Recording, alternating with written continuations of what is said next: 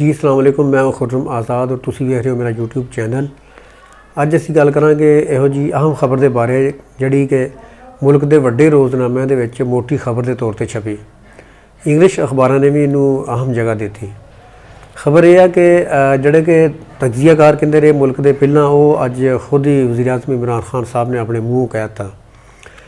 उन्होंने कहा कि मैं कई गलत फैसले कर लेना, बाद फिर मैं सोचता रहना। और बिल्कुल उन्होंने बिल्कुल ठीक किया कि उन्होंने को कई गलत फैसले हो गए, कई वफाकी वज़ीर यहो जे बंदे लाते या होर कोई फैसले कर ले, या उन्होंने बड़ी अहम गल की कि मैं टिकटां के सिलसिले टिकटां यहो जे कई लोगों को दे बैठा कि जिन्होंने टिकटां नहीं सी देनियां चाहिए, क्योंकि उन्होंने लोगों को असी देखते हैं कि सिर्फ जितन की सलाहियत है, सिर्फ इलैक्शन जितन की और फंड लैके इस्तेमाल करने की सलाहियत है, बस होर कुछ नहीं है। जिस तरह मैं मिसाल देना तुहानू अपने जिहड़ा मेरा कॉन्स्टिट्यूंसी है, मेरा यानी कि जिहड़ा हल्का वा वो हल्का है 102। उत्थे इस टाइम MNA नवाब शेर वसीर साहब ने, वो कि बड़े अच्छे बड़ी जीदार शख्सियत ने, बड़ा लोगों का काफ़ी तरक्याती काम करवाते हैं, बहुत कुछ करते हैं, लेकिन वो तलीम वालों थल्ले ने। उन्होंने इस इलैक्शन के 1,09,000 समथिंग वोट ले, जबकि उन्होंने मद्दे मुकाबल चौधरी तलाल ने 97,000 समथिंग वोट ले। चौधरी तलाल जोड़े वो मुस्लिम लीग नून के वज़ीर ममलकत बराए दाखिला रह चुके हैं, जबकि नवाब शेर वसीर भी काफ़ी अहदे पहला पीपल पार्टी काम कर चुके हैं, तो लेकिन उन्होंने वजारत सिर्फ इस वास्ते नहीं लै सके क्योंकि वो तलीम ज़्यादा अगे नहीं सी है। बाकी उन्होंने रोल है काफ़ी इलाके काफ़ी तरक्याती कामां होर बाकी यानी कि इलैक्शन जितन ये तो है सारा कुछ, इलैक्शन उन्होंने जितना होंदा सारा कुछ, बाकी फंड की डिसबर्समेंट सारा कुछ ये होंदा है, लेकिन वो इस पिछे रह के कोई वजारत जो मामला आया तो वजारत चो पिछे रहे। इस तरह ही पाकिस्तान के होर इलाके जिथे कि नज़रियाती लोगों को वोट देना चाहिए सी, उत्थे असीं देखते हैं कि PTI ने वो बंदे प्रैफर किए जोड़े कि विनिंग हार्स से ये जानी कि सीट कढ़ के दे सकते। और कई सीटों के इस तरह भी होया कि बिल्कुल थोड़ी जी सीट वोटां तो PTI जी वोट जोड़े हार गई, इलैक्शन जोड़ा हारिया वो इस वास्ते हारिया कि उत्थे नज़रियाती लोगों ने इख्तलाफ किया कि असी कि दूसरा बंदा चुनने हैं, जबकि उहदे उत्ते वो बंदा लाया गया जोड़ा कि पहला ही दूसरी जमात रह चुका है, नून लीग काफ लीग या पीपल पार्टी दूसरी जमात रहा सी, विनिंग हार सी, बस जिथे भी लै जाओ वो सिर्फ इलैक्शन जितना उसका मकसद सीगा। जबकि जो अपनी पोलीटिकल कंपेन इमरान खान साहब कहते रहे, वो कहते लोग कहते कि वो असी नहीं देखा। फिर बाद हुण तुसीं देखो महंगाई है और दूसरे कई नासर इहो जे रहे कि उन्होंने बस बाकी कसर भी कढ़ती। तो वह इतराफ़ जोड़ा किया इमरान खान साहब ने, बिल्कुल ठीक किया कि उन्हें वो बिल्कुल जोड़े कई फैसले मैं इहो जे करदा गलत कर जाना, फिर बाद मैं उहदे उत्ते सोचता रहना। इसलिए उन्होंने ही बड़ा फैसला एक होर जोड़ा देखते हैं उन्होंने कि जिद का फैसला कहांगे, जिस तरह पंजाब की वजारत आला वा, जिस तरह कि पंजाब जोड़ा वो इस टाइम तकरीबन 13 करोड़ आवाम का सूबा, यानी कि अद्धे तो भी ज़्यादा, अद्धे पाकिस्तान तो भी ज़्यादा जी आबादी है पंजाब की है। ये तकसीम होनी चाहिए है, बस ये उत्ते फिर दोबारा किते गल करांगे कि जोड़ा पंजाब साडा वा वो इस टाइम इंडिया के 3 सूबे के बराबर है।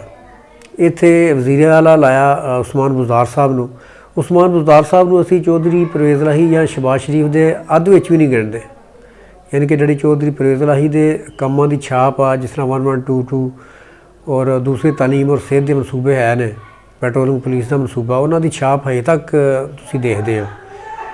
जबकि होर जिहड़े काम असीं देखिए कि वो गो के बड़े तरक्की याफ्ता काम करवाउण दी कोशिश करते, बहुत ही करते हैं कि एडमिनिस्ट्रेशन ते मैं अगे आवां, लेकिन कुदरती खूबी जी तुहाडे च हुंदी है वो उन्हां को नहीं है, क्योंकि उन्होंने कहते हैं कि वाकई असीं समझते हैं कि तहसील नाज़म तो अगे उन्हां को सलाहियत नहीं है। तो बाकी है कि होर जी बड़ी अच्छी खबर आ है कि वज़ीर आज़म साहब गए थे गिलगित बल्तिस्तान, उत्थे उन्होंने 370 अरब के तरक्याती पैकेज का ऐलान किया और इहदे नाल उन्होंने कहा कि स्विट्ज़रलैंड जोड़ा वो इस तो भी अद्धा, यानी इस तो भी अद्धा इलाका स्विट्ज़रलैंड आ गिलगित बल्तिस्तान का जोड़ा कि सियाह तो सिर्फ कमा रहा 70 तो 80 अरब डॉलर, और 1 अरब डॉलर भी पाकिस्तान वास्ते बहुत कुछ होंदा, 70-80 अरब डॉलर तो बहुत ज़्यादा वा। अच्छा, वज़ीर आज़म साहब ने गिलगित बल्तिस्तान वास्ते 370 अरब के पैकेज का ऐलान किया। 370 अरब रुपए विच तरक्याती कामां वास्ते रखे 74 अरब रुपए, बिजली वास्ते 140 अरब और सड़क के 5 मनसूबों वास्ते रखे जी 35 अरब, सियाहत वास्ते रखा जी 6 अरब रुपया सिर्फ। जबकि कहते कि सियाहत को तरक्की दी है, ये वास्ते रखने चाहिए कम अज़ कम मेरा ख्याल है 20-25 अरब रुपया रखना चाहिए है, जबकि ये वास्ते सिर्फ उन्होंने 6 अरब रुपया रखा। बाकी पानी की सप्लाई वास्ते 8.5 अरब और सेहत तलीम वास्ते 17 अरब रुपया रखा गया। चलो ये बड़ी अच्छी बात है कि पहला तो उन्होंने सूबा नहीं मनाया जाता, उन्होंने एक सूबे का दर्जा दिता गया आईनी तौर पर गिलगित बल्तिस्तान को। तो ये उन्होंने कहा कि खालिद खुर्शीद साहब जोड़े कि इस टाइम वज़ीर आला ने गिलगित बल्तिस्तान के और बड़े अच्छे तरीके लैके चल रहे हैं गिलगित बल्तिस्तान को। कहते मेरा बड़ा सही फैसला है, बड़ा दुरुस्त फैसला है। बाकी उन्होंने देखा कि होर फैसले किए जिस तरह के वज़ीर खजाना लाया ही असद उमर साहब ने, वो लेकिन दूसरे काम वास्ते सही सी, वजारत खजाना नहीं चल सकते, उन्होंने चेंज किया, लेकिन कई बंदे वो चेंज नहीं किए उन्होंने, जोड़े कि चेंज नहीं करने चाहिए। और शुरू तो मसला रहा टिकटों का कि वो आइंदा इलैक्शन के जोड़े नज़रियाती लोग ने या जोड़े सही तरह सिस्टम और पूरी दुनिया को यानी सही तरह एनालाइज करते हैं, समझते हैं, उन्होंने मेरा ख्याल टिकटां देणगे और अगे उन्होंने बिल्कुल इहो ही है।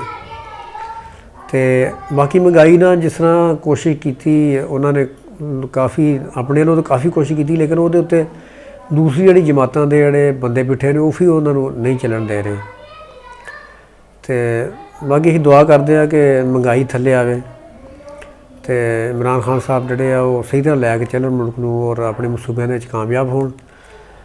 तो आखिरी गल यह है कि कोरोना च बहुत ही जोड़े बढ़ते हुए केसिस आ और लखां च जिस तरह तुहानूं पता कि पहुँचे इंडिया के। तो मैं कहना कि बहुत जरूरी काम आ, घर चों तो फिर बाहर निकलो, वरना बिल्कुल ही घरों बाहर ना निकलिया जाए, अगर निकलना तो मास्क पा के निकलिया जाए। तो तुहानूं ते वतन अजीज़ नूं अल्लाह महफूज रखे करोने तो और पाकिस्तान नूं तरक्की देवे। अगे नवी वीडियो दे नाल दोबारा फिर मिलांगे। ओके जी, रब राखा।